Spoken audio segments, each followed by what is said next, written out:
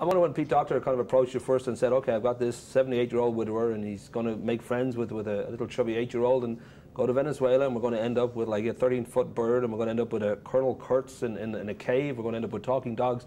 I don't know if your first instinct was, Pete Docter's high today. I don't know whether you felt, this is crazy, or whether you saw straight away what he was aiming for. Well, we loved actually the challenge of that sort of crazy idea.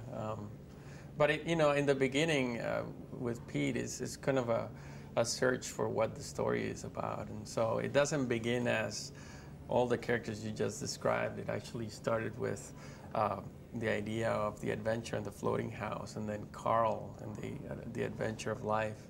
And then Russell came along, and then the talking dogs. So it's a more malleable process, and it's one that goes from 5 years back all the way to a couple of months ago. Yeah. It's constantly changing and evolving.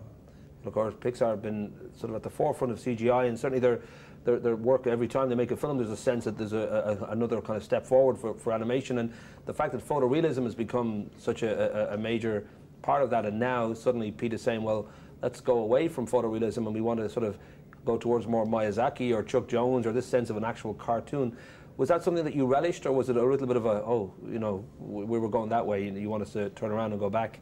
I don't know how you felt about that. As an animator, I love it. We both loved it.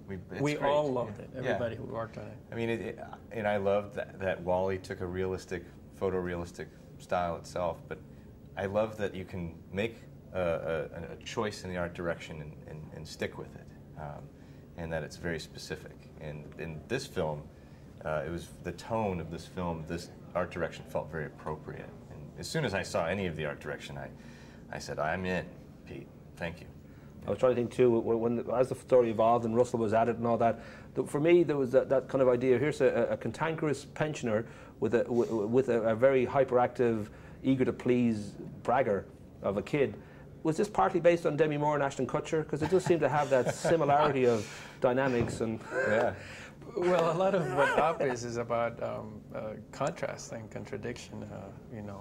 Carl being sort of the square and Russell being the circle. And it is sort of the range of emotions that one goes through in life. We go through horrible times and we go through great times as well. So that's sort of explored even in their character relations.